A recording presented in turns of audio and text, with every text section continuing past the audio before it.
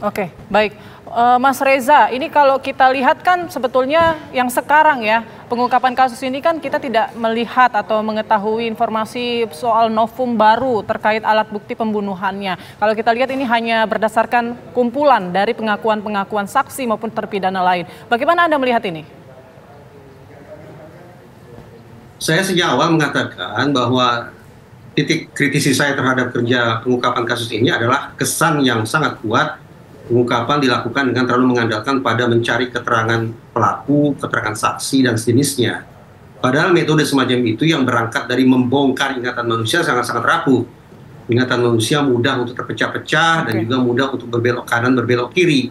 Karena itu, ketimbang memforsir waktu dan stamina untuk mencari keterangan, lebih baik menggunakan pendekatan-pendekatan saintifik. Uji DNA, uji sperma, mengecek traumanya seperti apa dan sejenisnya. Ini yang saya istilahkan sebagai betapa pentingnya Polda Jabar, Polresta Cirebon Kota, dan juga Polsek Talun untuk melakukan eksaminasi mulai ke titik hulu. Bukankah Polri sendiri yang selama ini selalu meyakinkan publik setiap kerja penegakan hukum mereka selalu berbasis saintifik? Nah, silakan saja direview ulang. Lakukan eksaminasi kembali seberapa jauh ternyata uji saintifik itu sudah diselenggarakan atau belum diselenggarakan secara optimal pada tahun 2016 tersebut.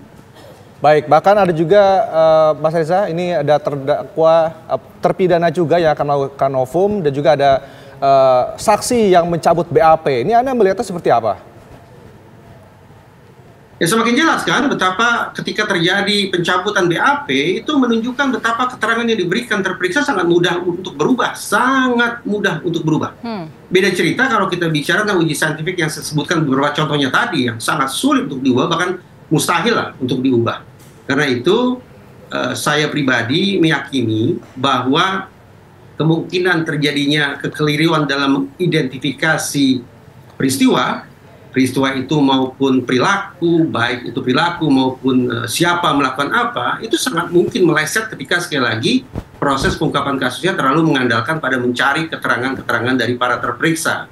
Dalam kondisi frustrasi, kesulitan mencari alat bukti, sementara ada desakan dari publik, kemudian adanya deadline dari pimpinan, itu bisa membuat penyidik mengalami frustrasi. Kalau penyidik sudah mengalami frustrasi, boleh jadi proses pemeriksaan terhadap terperiksa akan berlangsung tidak secara objektif, tidak sesuai dengan peraturan, tidak sesuai dengan hak asasi manusia, melanggar praduga tak bersalah dan sejenisnya, dan juga tidak objektif dalam pengertian tidak dilakukan sesuai dengan koridor-koridor keilmuan atau saintifik itu tadi. Oke, baik. Pak Arianto, ini juga informasinya dari Liga Akbar, ini salah satu saksi kemudian mencabut BAP-nya yang 8 tahun silam. Kemudian juga kuasa hukum dari terpidana Rivaldi ini akan mengajukan PK terkait pencabutan BAP tersebut. Nah, kalau misalnya begitu Pak jalannya, kemudian ini keabsahan dari putusan pengadilan ini seperti apa? Karena kan terpidana Rivaldi ini sudah menjalani hukumnya 8 tahun, kemudian BAP-nya kemudian dicabut oleh salah satu saksi. Ya, itulah saya katakan berulang-ulang ya dari awal ya. Kalau kita mau mengkoreksi putusan yang salah ini, taruhlah putusan kemarin itu dianggap salah karena polisinya gegabah, kan gitu kan. Membuktikannya cuma keterangan pakai keterangan saksi. Dan ternyata sekarang keterangan saksinya dicabut, kan berarti kan seakan-akan tidak ada keterangan saksi. Padahal kemarin kasus yang pertama itu dulu, itu dihukum, divonis dengan keterangan para saksi maupun terdakwa di depan sidang peradilan.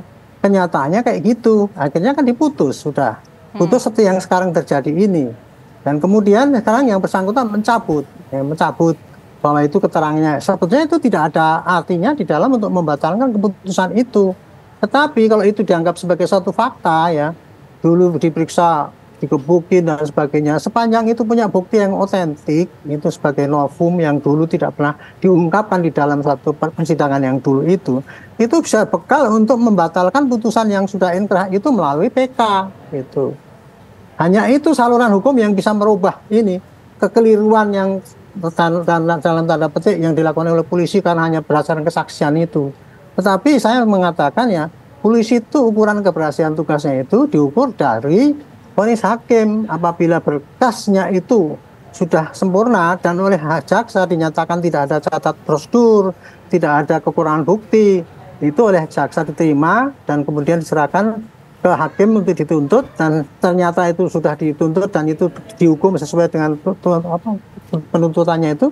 Tugas polisi itu sudah benar walaupun tidak lengkap, karena apa, kemudian rapuh kan sekarang ditolak dengan penyanggalan kayak gini. Nah, kuncinya hanya pada PK aja, pada mereka. Makanya saya sarankan tadi ya, kalau ada bukti digital mengenai Facebook dan sebagainya itu, ya itu dikumpulkan, itu yang jadikan lembu baru. Jangan mengandalkan pada barang bukti yang sudah di tempat orang lain yang kemudian tidak bisa dipakai, itu nanti lemah akhirnya gitu. Jadi saran saya yaitu bisa saja yang dulu itu dirubah putusannya dengan menghadirkan bukti-bukti yang baru yang dulu tidak pernah dibuat di persidangan. Itu pasti akan berhasil dalam PK-nya itu. Nanti bisa dianulir tuh orang yang sudah dihukum itu ternyata tidak benar gitu. Bisa saja terjadi seperti itu. Gitu. Kalau ini sekarang ini kita kan sedang mengarah pada Peggy ya tuh. Peggy ini sekarang masih dalam tahap penyidikan. Inilah kesempatan sebanyak-banyaknya para pengacara itu mengumpulkan barang bukti untuk menyangkal bahwa Peggy itu tidak benar tersangka ini. Ajukan benar-benar dan itu supaya bisa masuk di dalam berkas polisi. Ini yang saya ingatkan ya. Yang harus keterangan-keterangan itu jangan hanya disampaikan ke media, tapi harus betul-betul masuk di dalam berkas perkara polisinya, sehingga berkas polisi yang dikirim ke jaksa nanti benar-benar memuat keterangan yang memberatkan maupun yang meringankan, sehingga jaksa nanti tidak tertipu lagi dalam tanda petik oleh polisi, hanya disodorkan yang memberatkan sehingga jaksa yakin ini bisa dituntut. Sementara keterangan yang meringankan itu tidak dimasukkan. Nah, itu namanya polisi curang kalau menurut saya gitu. Jangan sampai terjadi kayak gitu. Kalau mau fair gitu. Baik, kita ke Pak Tony kalau begitu. Ini melihat ada yang mencabut BAP, ada yang mengajukan PK. Ini Anda melihatnya seperti apa, Pak Tony? Ya, saya melihatnya memang PK itu salah satu jalan yang terbaik ya untuk kalau memang Liga Akbar itu mencabut, berarti kan Liga Akbar yang semula di dalam kesaksiannya dalam putusan pengadilan itu bersama dengan Muhammad Rizky boncengan dengan Pina, Liga Akbarnya itu sendiri, kemudian dilempari, Liga Akbar selamat, kemudian Liga Akbar mengenali salah satu pelaku ya, namanya Rivaldi. Nah dari Rivaldi kemudian ngoceh ya, menyebut nama-nama. Semula saya meyakini hal itu, tetapi kemudian setelah Liga Akbar mencabut keterangannya, ternyata Liga Akbar tidak berbarengan dengan Muhammad Rizky atau Eki, malah ketemu terakhir di SMA 4, kemudian pisah karena Muhammad Rizky pamit ke Kuningan. Berarti apa yang dituangkan dalam putusan itu, kesaksian Liga Akbar itu kan berarti nggak benar kan, menurutnya karena ditekan, mengikuti skenario penyidik dan seterusnya. Nah ini untuk bisa PK memang penasihat hukum itu ada lagi saksi Aep ya, selain Liga Akbar. Aep juga berperan penting juga karena yang menginformasikan kepada Pak Rudiana ya, ayah dari korban laki-laki, kemudian ditangkaplah waktu itu beberapa pelaku. Nah, Aep ini keterangannya bertolak belakang dengan keterangan dia ya di putusan pengadilan dan keterangan dia yang sekarang, yang mana ketika melihat rame-rame dilempari dia takut kemudian pergi.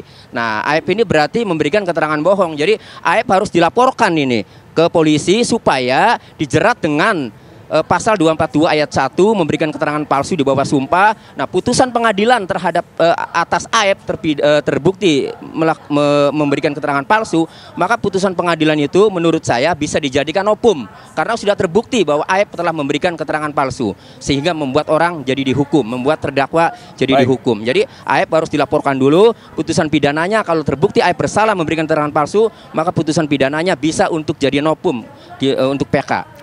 Atas 8 terdakwa itu. Itu kalau menurut saya. Terima kasih banyak Mas Tony, Mas Reza Indragiri, dan Pak Arianto telah bergabung bersama kami di Kabar Petang hari ini. Terima kasih, sehat selalu.